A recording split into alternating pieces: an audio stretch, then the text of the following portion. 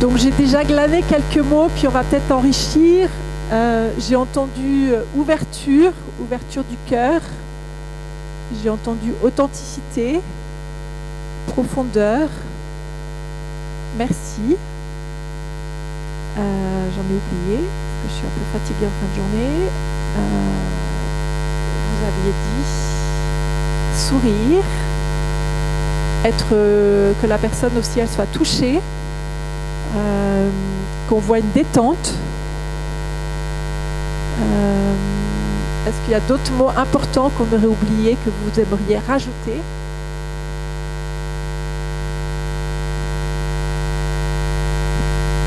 Ok. Oui? Comment? Communion. Ok. Pour moi, voilà, je ne sais pas ce que ça vous fait, mais moi ça me touche déjà qu'on puisse accueillir le fait que, bah oui, vous allez prendre du temps pour cette mission en ayant le souhait que ces choses-là soient vécues. Alors, vous pouvez faire que votre part. L'autre, il fera ce qu'il veut. Hein. Vous pouvez avoir envie d'authenticité, de partage, que l'autre soit touché. Il y a une partie qui ne vous appartient pas. Hein. Mais vous pouvez déjà prendre soin j'ai presque envie de dire, d'honorer ce que, je vais le dire avec mes mots, mais ce que le Seigneur met en nous de ces aspirations-là, quoi. Qu'il y a quelque chose qui est semé en nous, qui veut vivre de l'authenticité, qui veut vivre la rencontre, qui veut vivre de la communion, qui veut vivre du sourire, qui veut vivre le fait d'être touché dans le cœur. Et que déjà, j'ai envie de dire, notre pouvoir, c'est déjà nous d'essayer de vivre ça. Si j'ai envie que l'autre soit touché, c'est aussi comment moi j'accepte de me laisser toucher. Si moi j'arrive qu'avec ma tête, eh ben, l'autre ne sera pas touché avec le cœur. Si j'accepte d'être touché avec le cœur, j'ai plus de chances aussi déjà de vivre ce que j'ai envie de vivre, c'est que j'ai envie d'être touché. Si j'ai envie d'authenticité, c'est aussi comment j'ose l'authenticité avec l'autre ou avec les autres serviteurs qui sont là ou avec moi-même. Si j'ai envie de vivre des merci, ben, comment je vais prendre le temps aussi de remercier la personne qui me parle, de remercier les autres bénévoles qui sont là, de remercier le Seigneur, etc. quoi. Donc c'est comment, si je prends conscience voilà, à travers tout, en fait, si vous voulez, tout ce que je vis, que ce soit mes jugements, que ce soit mes sentiments, que ce soit ce que je fais, c'est toujours, en fait, le cœur de ça, le moteur de ça, c'est mes aspirations, mon élan de vie, quelque chose qui cherche à grandir, quoi. Et ça, j'ai besoin d'en prendre soin. C'est ça que j'appelle la rencontre avec soi et développer la paix avec soi. C'est comment je prends soin de ça en moi qui cherche à grandir, quoi. Et pas juste d'attendre que ce soit les autres qui s'en occupent, quoi.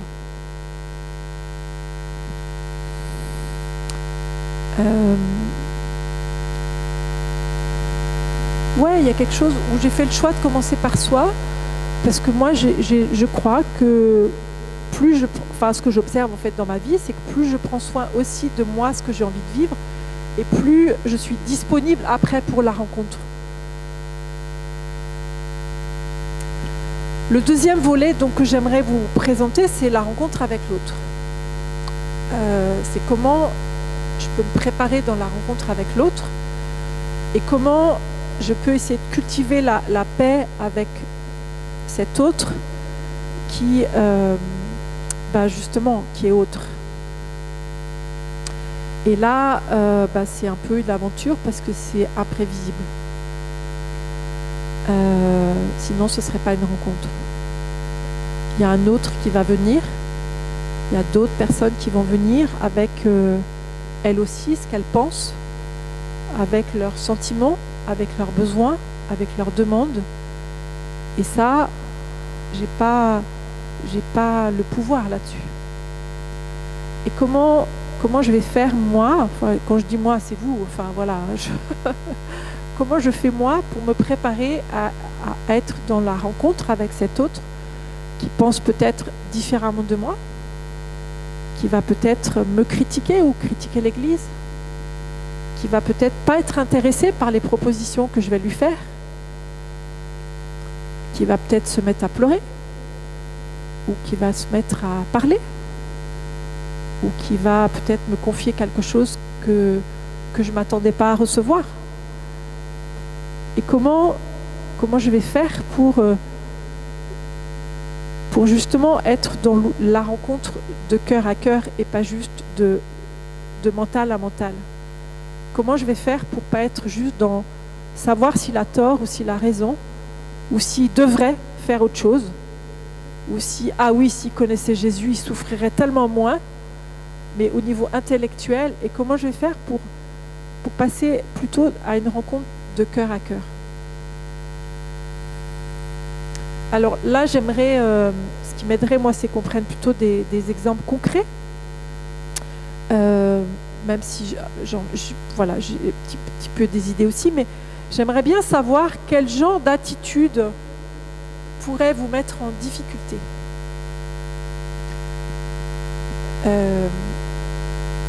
Voilà, je veux bien peut-être un temps de silence pour voir chacun à l'intérieur, soit si vous avez déjà vécu cette mission-là, soit si vous la viviez, c'est quel genre d'attitude, de parole, de comportement pourrait vous mettre en difficulté, vous mettre en tension, vous mettre en stress ou en inconfort.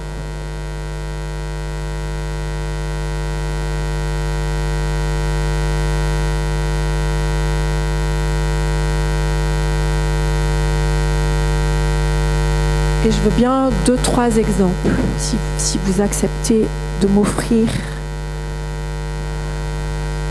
2-3. L'indifférence, concrètement, la personne, elle ferait quoi ? Et du coup, elle ferait quoi ? Tu n'arrives pas à croiser son regard. En fait, tu es là, et puis la personne, elle passe devant toi, et elle ne t'adresse pas la parole. T'essayes, elle te dit non, mais moi non, et puis elle passe son chemin. Et toi, tu qualifies ça d'indifférence. Tu vois, l'indifférence, c'est déjà ta tête qui juge que c'est de l'indifférence, parce que tu vois une attitude qui te fait dire la personne est indifférente. Peut-être tu te trompes quand même, mais voilà. Une autre attitude qui pourrait vous mettre en difficulté ? Oui ? Les gens qui parlent que de tout ce qui va mal dans l'église. Et qui direct dit qu'on est catholique, et ben ils vous parlez que de ça. La liste est longue. Ok. Alors, voilà. Je ne vais pas commencer par le premier exemple, parce que le premier exemple est plus difficile, parce que la personne ne me regarde pas, et du coup, créer de la rencontre avec une personne qui ne veut pas me parler, c'est un peu plus compliqué. Mais je n'oublierai pas non plus, je n'ai quand même pas envie de botter en touche. Mais je vais prendre effectivement le deuxième exemple. Imaginons que cette personne, elle arrive dans l'église, et alors je peux vous le faire, parce que moi j'en ai des fois des stagiaires comme ça, c'est genre effectivement la liste de tout ce qui ne va pas dans l'église, ou genre, ah non mais vous êtes encore dans l'église avec tout ce qui se passe, non mais vous regardez pas les journaux quoi. Ah non, mais il y a des jeunes dans cette église. Non, mais c'est n'importe quoi. Mais vous êtes complètement naïfs, quoi. Vous avez vu ce qu'ils font les prêtres ? Il y a des prêtres pédophiles, et puis c'est n'importe quoi. Enfin, je peux vous faire la liste. Hein, puis voilà, et qui commence à vous faire la liste de tout ce qui ne va pas dans l'église. Alors vous commencez à écouter, voilà. La personne, elle vous parle là. Elle vous parle de ce qu'elle pense. Voilà, ou par exemple, récemment, un stagiaire qui me dit ah non, mais les religions, ça ne devrait plus exister. Toutes les violences dans le monde, elles sont à cause des religions. Vivement que l'Église catholique n'existe plus. Et bon. Comment je me prépare à la rencontre dans ce moment-là ? Voilà. J'ai 3... je ne vais pas le faire comme ça. J'ai 4, ça sera plus facile. J'ai 4 manières de réagir face à un message comme ça. Et le choix que je vais faire de la manière de réagir va avoir des conséquences. Des conséquences sur moi, des conséquences sur l'autre et des conséquences sur la relation. Je dis pas ça pour que vous sortiez de là plus culpabilisé. Je dis là plutôt pour, j'espère, pour mettre un espace de liberté et de liberté de choix en fait. Et on a tous les 4 manières. Et la première manière, c'est que je me juge. Pourtant, la personne là, elle ne parle pas de moi. Mais je me dis que peut-être j'ai fait quelque chose qui fait qu'elle me raconte tout ça. Je me dis peut-être que je n'ai pas su lui dire bonjour comme il faut avec le bon sourire et que du coup, elle commence à me parler de tout ce qui ne va pas parce qu'elle n'a pas ressenti mon amour et ma chaleur et que c'est moi qui n'ai pas su lui dire bonjour. Ou que peut-être je ne l'écoute pas comme il faut et que du coup, si elle parle de ça, c'est parce que je n'ai pas su l'écouter comme il faut. Et je me raconte que c'est de ma faute. Ça va avec la honte, la culpabilité ou la dépression au sens où en plus, ce n'est pas la première fois que ça m'arrive. Voilà. C'est encore peut-être plus vrai si quelqu'un passe devant moi et j'ai essayé de dire bonjour et la personne, non, mais ça ne m'intéresse pas. Je vais me dire, mince, je n'ai pas su lui dire bonjour comme il faut. Alors ça, c'est vous agitez la partie culpabilité. On pourrait revenir dans la première étape, la relation avec soi. Vous n'êtes pas dans la bienveillance avec vous-même. Voilà. Je me raconte, mon mental me raconte que ça se passe mal, c'est de ma faute ou de notre faute. C'est parce qu'on n'a pas bien organisé le parcours ou qu'on n'a pas bien communiqué ou qu'on a oublié un truc pour déverser toutes les critiques sur l'Église. Voilà. C'est-à-dire on va rajouter des jugements. Non seulement la personne, elle juge l'Église ou elle me juge, mais en plus je vais rajouter des jugements sur moi et ça ne va pas aider à ouvrir mon cœur à la relation avec l'autre. Ça vous parle ? Peut-être c'est encore plus vrai dans la vie quotidienne, hein, quand la table n'est pas débarrassée, tout ça. Hein. Que je ne sais pas éduquer mes enfants, ou que quand ils n'ont pas fait leurs devoirs, c'est parce que je n'ai pas su faire, ou que quand ma belle-fille, elle ne m'appelle pas, c'est parce que je n'ai pas su, bref. La deuxième manière, c'est un peu plus confortable, c'est au lieu de me juger moi, je juge l'autre. Je juge l'autre, cet autre qui me parle, ou alors un autre. C'est-à-dire, je peux juger l'autre en disant, mais quand même, qu'est-ce qu'il est négatif ? Non, mais quand même, qu'est-ce qu'il est... Il est obtus.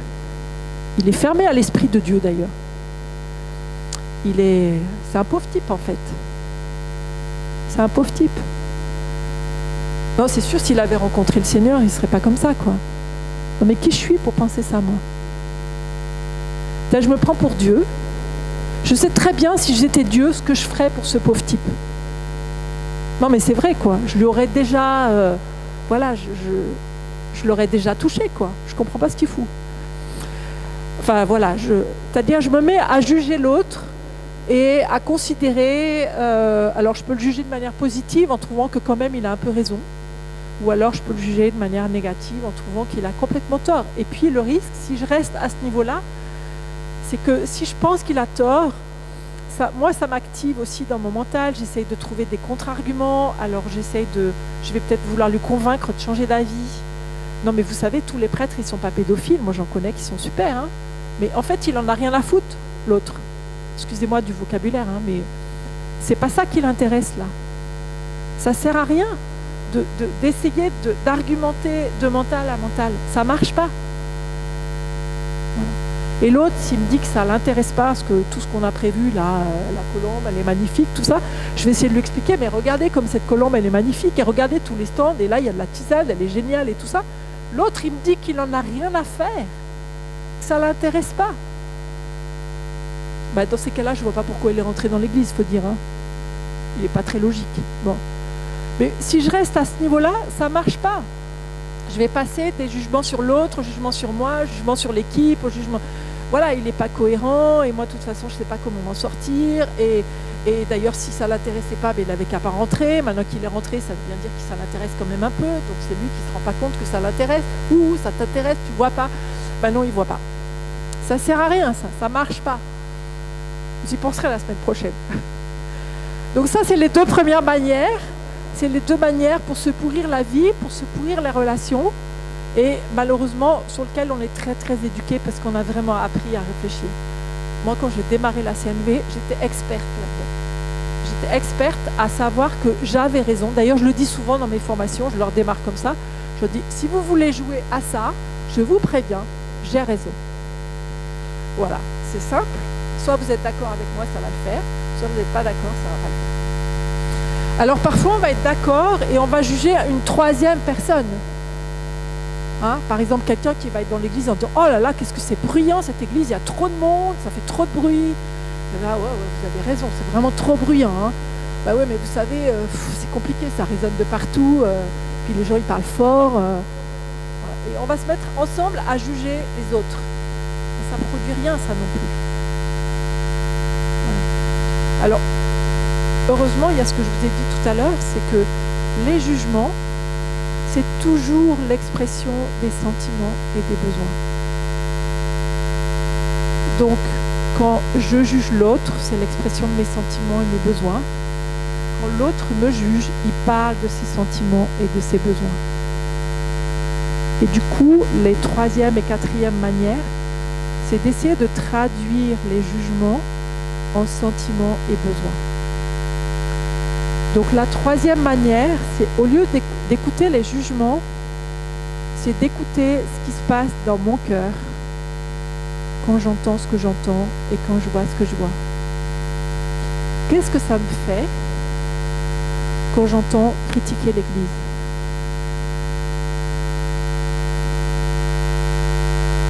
Je ne sais pas, qu'est-ce que ça vous fait quand vous entendez critiquer l'Église? J'imagine la tristesse. J'imagine peut-être du découragement, si la personne, ça fait 10 minutes qu'elle vous liste tous les défauts de l'Église. Peut-être de la colère. Mais je peux mettre en lien, par exemple, avec la tristesse. Et pourquoi je suis triste quand j'entends les critiques de l'Église? C'est parce que ça ne rejoint pas mon expérience. Parce que j'aimerais tellement... c'est pas... Parce que je suis aussi triste de voir que dans l'Église que j'aime, ben oui, il y a des péchés, il y a des choses qui sont douloureuses. Et que j'aimerais tellement que une Église qui ouvre le chemin vers le Christ, par exemple. Qu'est-ce qui est touché quand j'entends la personne dire ce qu'elle dit et quand je l'entends avoir l'attitude qu'elle a? Voilà. Quand la personne passe devant moi en disant « Non, non, mais tout ça, ça ne m'intéresse pas », comment je me sens? Peut-être je suis déçue. Je ne sais pas, comment tu te sens quand tu... Peut-être un peu perdu, peut-être un peu perplexe, peut-être un peu impuissant aussi, parce que je ne sais pas quoi faire. La personne, je voudrais la rencontrer, mais elle me dit non. Je peux être assez démunie, en fait. Et pourquoi je suis démunie? Parce que j'aimerais la rencontre. J'ai essayé de la rencontre. Et l'autre, il me dit qu'il n'en veut pas. Et s'il me dit qu'il n'en veut pas, c'est pas parce que c'est un con, excusez-moi, hein. C'est juste parce qu'il a d'autres besoins ici et maintenant qui sont plus importants. C'est la quatrième manière. Qu'est-ce qui est si précieux chez l'autre? C'est quoi l'énergie de vie qui fait que il dit ce qu'il dit, il pense ce qu'il pense? Ça demande un déplacement, ça demande d'essayer d'imaginer. D'imaginer, peut-être je me trompe, hein. L'empathie, j'essaye au lieu d'écouter ce que la personne pense, j'essaye d'écouter qu'est-ce qu'elle ressent dans son cœur, qu'est-ce qui est si précieux pour elle qui fait qu'elle ressent ça et qu'elle pense ça. Voilà. Si la personne me dit « Ah non, mais moi, l'église, je suis désolée, hein. Moi, je connais plein de gens, ils vont à l'église, mais alors, il faut voir comment ils se comportent avec les gens. Hein. Alors moi, franchement, l'église, hein, moi, j'y crois plus. Hein.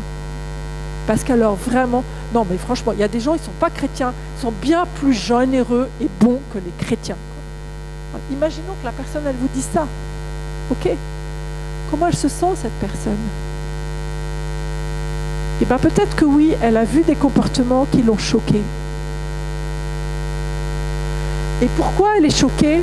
Parce qu'elle aimerait tellement elle aspire tellement à ce qu'il y ait de la cohérence entre les paroles et les actes. Par exemple, quand j'arrive au niveau des besoins, en fait, on a les mêmes besoins. Moi aussi, j'aspire à ce qu'il y ait de la cohérence entre les paroles et les actes. On va se rejoindre là. On ne va pas forcément se rejoindre là, mais là, oui. La personne qui passe devant toi en courant le plus vite possible, voilà.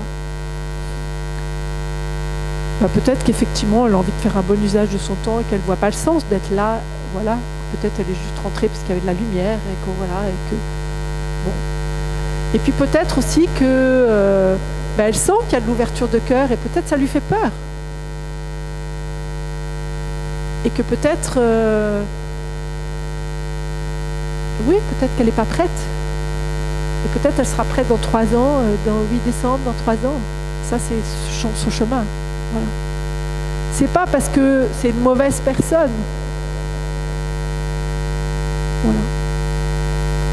Je vous donne un autre exemple. Ouais, j'aime bien celle-là. Quelqu'un qui rentre dans l'église et qui vous dit « Ah, moi je pensais pas qu'il y avait encore des jeunes dans l'église. » Ah bon ? Ben, l'objectif, c'est pas que vous commenciez à justifier « Ouais, regardez, il y a celle-là, voilà. » Et puis, non, ça compte pas. Qu'est-ce qu'elle est en train de dire, la personne ? Qu'elle est surprise. Pourquoi elle est surprise ? Parce que ce n'est pas les informations qu'elle avait, en fait. Hein. Voilà. Elle découvre. Voilà. Et qu'est-ce que ça lui fait de voir des jeunes dans l'église ? Peut-être qu'effectivement, elle est surprise parce qu'elle a peut-être besoin de comprendre.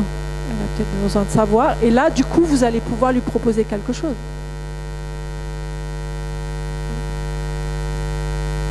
Donc les 4 manières, c'est sûr que les 2 premières, vous avez moins de chances d'être dans la rencontre si vous êtes dans les jugements contre vous, dans les jugements contre l'autre. La 3e manière, c'est plutôt d'accueillir ce qui se passe pour vous et éventuellement de le dire. Voilà, quand vous me dites toute la liste de tout ce qui ne va pas dans l'église, en fait, moi, je me sens triste. Parce que moi, j'aimerais vous partager la joie que j'ai, voilà, de vivre dans cette église. Par exemple. Vous allez pas, si moi je suis la personne qui trouve que l'église, voilà, c'est la cause de toutes les guerres et toutes les souffrances dans le monde, que ça ne devrait plus exister, et que vous me dites que vous êtes triste parce que vous aimeriez tellement me partager votre joie d'être dans l'église, ça peut me surprendre et ça peut peut-être m'intéresser. Mais si vous cherchez à me convaincre que j'ai tort, ça ne marche pas.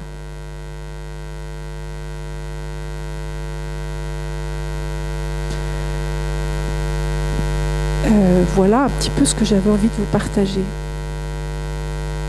Alors, ce que j'ai envie de dire aussi, c'est que dans cette transformation du dialogue ici au dialogue ici, il y a quand même une question à vous poser, notamment si vous dites quelque chose, c'est vraiment vérifier régulièrement quelle est votre intention. Est-ce que votre intention, c'est vraiment une rencontre de cœur à cœur ? Ou est-ce qu'à un moment, vous dérapez vers une intention de vouloir convaincre l'autre que vous avez raison ? Ça, c'est plus facile le 8 que dans votre quotidien. Je me permets une petite excursion aussi dans le quotidien. Quand mon enfant ne veut pas débarrasser la table, si je vais écouter son cœur, je vais aller écouter qu'en fait, là, tout de suite, il n'a pas envie de débarrasser la table parce qu'il a envie de jouer.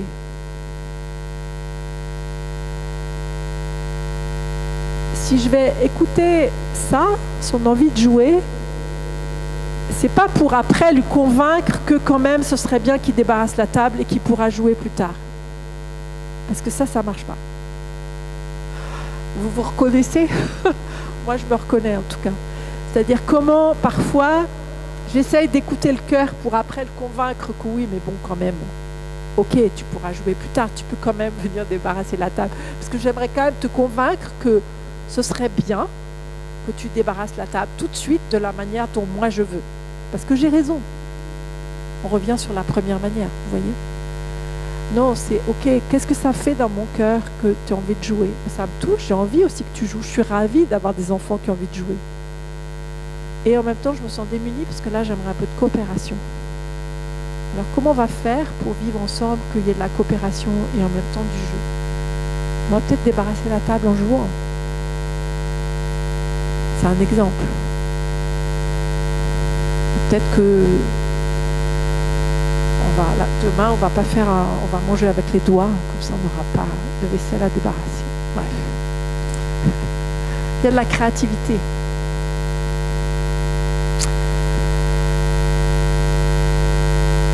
Le troisième point que je voulais vous partager, c'est comment moi je vois ça comme dans la relation avec Dieu. C'est que, en fait, ce qui me touche dans ce que je vous partage là, c'est combien il y a une invitation à accueillir la personne dans son entier. Chacun d'entre nous, on a le droit d'avoir les pensées et les jugements qu'on a, parce que ça dit quelque chose de ce qui nous anime en profondeur, quoi. Plus je tiens à mes points de vue, plus c'est parce que ça vient toucher des choses qui sont essentielles pour moi.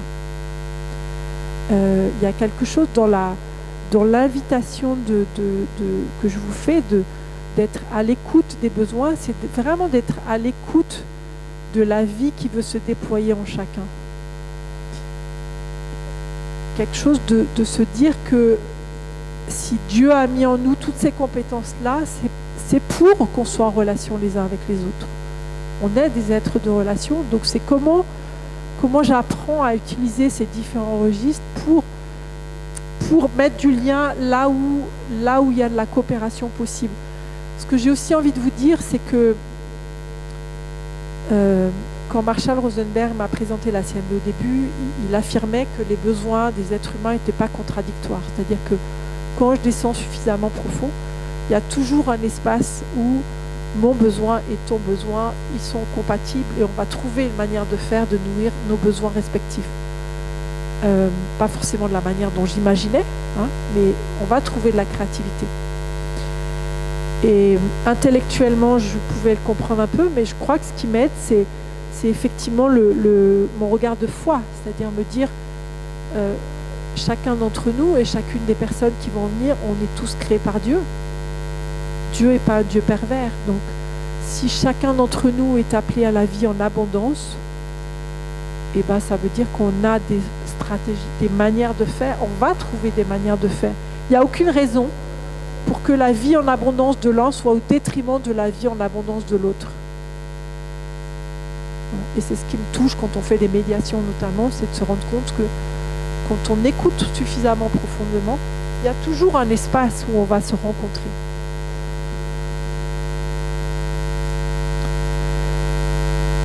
Parfois, on va entendre des besoins sur lesquels on va se sentir démuni. On peut entendre une personne qui vient confier une douleur, une blessure, et un besoin fondamental d'amour, de confiance en soi, de compassion qui n'est pas nourri dans sa vie.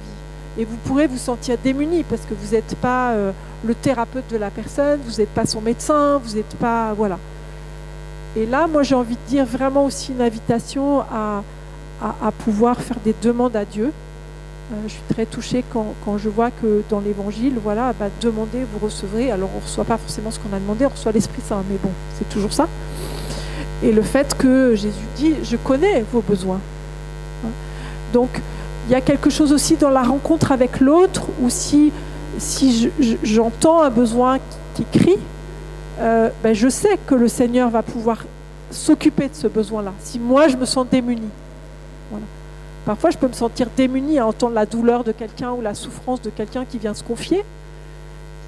Et la seule chose que je peux faire, c'est juste la confier au Seigneur, quoi. Voilà. J'ai pas à porter la souffrance de l'autre à la place du Christ, quoi. C'est ça que j'ai envie de vous dire aussi.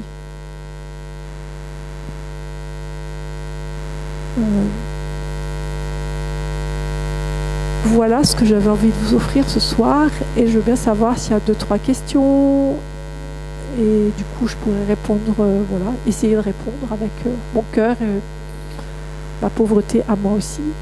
Donc est-ce qu'il y a 2 ou 3 personnes qui ont des questions ?